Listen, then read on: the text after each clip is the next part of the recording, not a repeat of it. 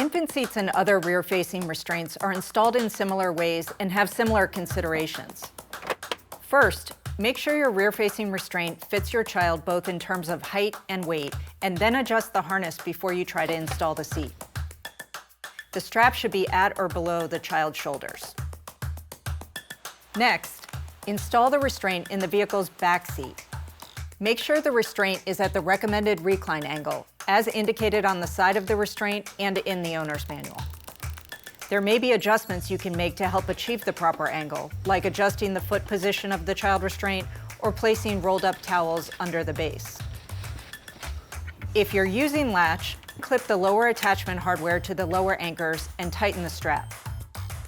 Alternatively, you can feed the seatbelt through the appropriate belt path and pull it tight.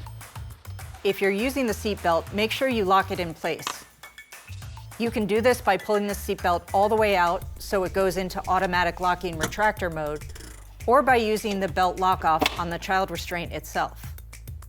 Some restraints also have a belt tensioning device within the seat, which can make it easier to get a tight installation.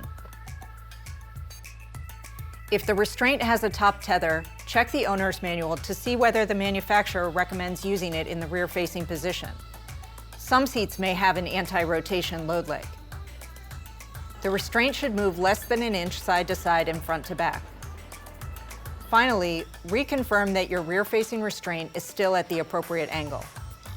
When buckling in your child, tighten the strap snugly and clip the harness together at armpit level.